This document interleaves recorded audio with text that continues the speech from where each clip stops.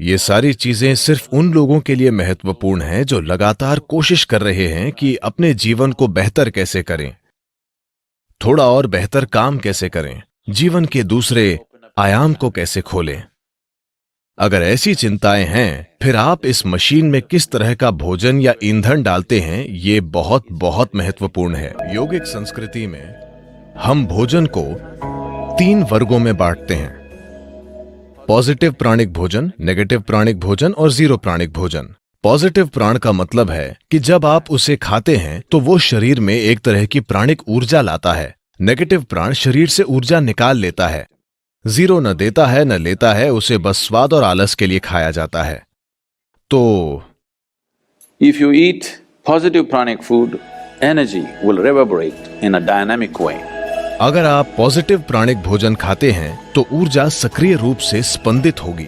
खासकर कुछ चीजें जो बहुत ज्यादा पॉजिटिव हैं, उनमें से एक है सफेद कद्दू। सफेद कद्दू बहुत ज्यादा पॉजिटिव है। आप मेरे ख्याल से इन दिनों आप सिर्फ उसे अपने घर के सामने लटकाते हैं या सड़क के 3 कोनों पर तोड़कर भैंस को दे देते हैं, लेकिन आप उसे नहीं खाते।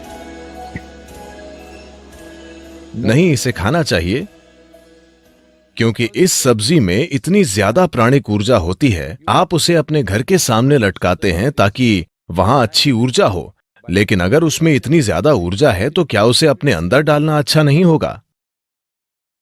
उसे आपके अंदर डालना अच्छा है, खासकर अगर आप इस पर कई प्रयोग हुए हैं। अगर आप रोजाना 1 गिलास सफेद कद्दू का जूस पिएं तो आपके शरीर में कैंसर कोशिकाओं की संख्या बहुत कम हो जाएगी और आप साफ तौर पर देखेंगे कि आपकी बुद्धि की तीक्ष्णता बढ़ जाएगी। खासकर बच्चों को सफेद कद्दू का जूस जरूर पीना चाहिए। रोज सफेद कद्दू खाने से आप साफ साफ देखेंगे कि आपका दिमाग बहुत स्पष्ट और तेज हो गया है। कुछ हफ्तों तक सफेद कद्दू का सेवन करने से ही यह दिखने लगेगा। आप देखेंगे कि सुबह आप कॉफी पीते हैं, वो आपको चिड़चिड़ाहट के साथ ऊर्जा देता है। आप 1 गिलास सफेद कद्दू का जूस पिएं, वो आपको जबरदस्त ऊर्जा देगा। साथ ही वो आपको बहुत बहुत शांत भी रखता है। आप उसे जितना पी सकें उतना पीना चाहिए। लेकिन वे लोग जिन्हें अस्थमा है, जिन्हें आसानी से सर्दी खांसी हो जाती है, ऐसे लोग अगर सफेद कद्दू का जूस पिएंगे तो आपको तुरंत सर्दी हो जाएगी, क्योंकि ये शरीर को ठंडा करता है। अगर ऐसी समस्या है तो ऐसे लोगों को हमेशा सफेद कद्दू के जूस में थोड़ा सा शहद या काली मिर्च डालकर पीना चाहिए। ये सफेद कद्दू के ठंडक लाने वाले असर को कुछ हद तक कम कर देगा। जब हम जिंदा रहने के लिए खाते थे तो हमें जो मिलता था हम खा लेते थे। अब जबकि हम चुन सकते हैं, हमें वो चुनना है जो शरीर के लिए सबसे अच्छा है। अगर हम इस तरह नहीं चुनते तो हम किसी तरह जीकर चले जाएंगे।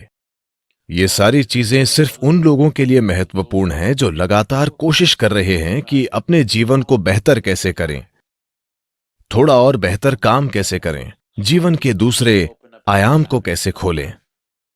अगर ऐसी चिंताएं हैं, फिर आप इस मशीन में किस तरह का भोजन या ईंधन डालते हैं, ये बहुत बहुत महत्वपूर्ण है।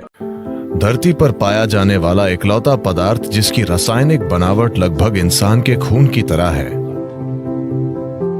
अगर इसका यूं ही सेवन किया जाए तो इसका एक तरह से असर होता है। अगर इसका सेवन ठंडे पानी के साथ किया जाए तो इसका असर अलग होता है। खून की रासायनिक बनावट को संतुलित रखना और खून को शुद्ध रखना, ये चीजें जरूर होंगी। बच्चों की बौद्धिक क्षमताओं को बढ़ाने के लिए ये एक अद्भुत आहार है।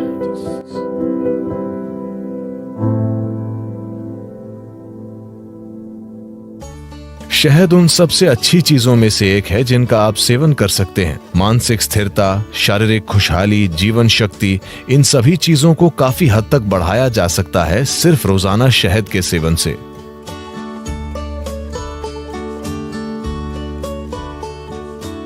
शहद इस धरती पर पाया जाने वाला इकलौता पदार्थ है जिसकी रासायनिक संरचना लगभग इंसान के खून की संरचना की तरह है। अगर आप कुछ चीजें बदल दें तो ये लगभग खून जैसा है। शहद का दैनिक सेवन आपके स्वास्थ्य के लिए बहुत कुछ कर सकता है, खासकर वो लोग जिन्हें अधिक बलगम की समस्या है। यह आपके दिल के लिए बहुत अच्छा है, आपके दिमाग के लिए अच्छा है, यह आपके मन को सतर्क रखता है और ये बहुत ऊर्जा देता है। तो हर दिन शहद का सेवन बहुत कुछ कर सकता है। खासकर अगर आपके बढ़ते बच्चे हैं तो उन्हें रोज शहद का सेवन करना चाहिए। ये उनकी बुद्धि और हर तरह के विकास के लिए बहुत कुछ करेगा। सफेद कद्दू भी। सफेद कद्दू और शहद दोनों चीजें एक साथ मिलकर बच्चों के लिए एक शानदार आहार हैं, उनकी बौद्धिक क्षमता को बढ़ाने के लिए। सभी चीजों में एक मूंगफली। मैं मूंगफली के बारे में विशेष रूप से उत्साहित हूं क्योंकि मेरे जीवन में एक दौर था जब मैंने सिर्फ मूंगफली और केले पर जीवन बिताया, बस इतना ही। क्योंकि इसमें वो सब कुछ है जो आपको चाहिए। बस भिगोई हुई मूंगफली, बस इतनी मूंगफली रात भर भिगोकर और एक केला, मेरा पूरा दिन निकल जाता था। और पूरी तरह से सक्रिय, ज्यादातर लोगों की कल्पना से भी ज्यादा सक्रिय। इसमें आपका जीवन चलाने के लिए सब कुछ है। यह अपने आप में एक संपूर्ण भोजन है। अगर आप इसे 6 से 8 घंटे तक भिगोते हैं तो पित्त निकल जाता है। आप पित्त जानते हैं, एलोपैथिक डॉक्टर इस पर ध्यान नहीं देते, लेकिन आयुर्वेद इसी पर आधारित है। उष्ण, शीत और पित्त, इससे पित्त निकल जाता है। और इस भीगी हुई मूंगफली को अच्छी तरह चबा कर खाना। बस ये पक्का करें कि यह जेनेटिक इंजीनियरिंग की हुई बकवास नहीं है। एक चीज यह है कि शायद इसमें जेनेटिक बदलाव किए गए हों। अब वो ये नहीं लिखते कि किसमें बदलाव किया गया है और किसमें नहीं। एक और चीज यह है कि आप इस हद तक फर्टिलाइजर और कीटनाशक डाल रहे हैं कि मूंगफली अब मूंगफली नहीं रही। बस ये पक्का करें कि वो ऑर्गेनिक मूंगफली हो।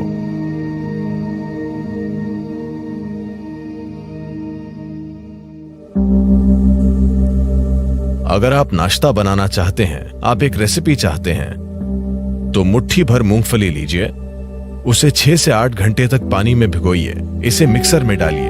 अगर आप कोई फल डालना चाहते हैं तो एक केला या आप जो चाहें वो डालें। केला उसमें अच्छा लगता है, आप कोई दूसरा फल भी डाल सकते हैं। अगर आप चाहें तो थोड़ा शहद भी डालें। 2 मिनट, शानदार नाश्ता तैयार। इसे बनाने में केवल 2 मिनट लगते हैं। अगर आप इसे थोड़ा पतला चाहते हैं तो इसमें थोड़ा और पानी डालिए और बस इसे पी लीजिए। आप इसे दलिया जैसा चाहते हैं तो इसे गाढ़ा बनाइए और इसे खा लीजिए। आप देखेंगे कि ये आपको आसानी से 4 से 5 घंटे तक ऊर्जा देगा और ये बहुत पौष्टिक है।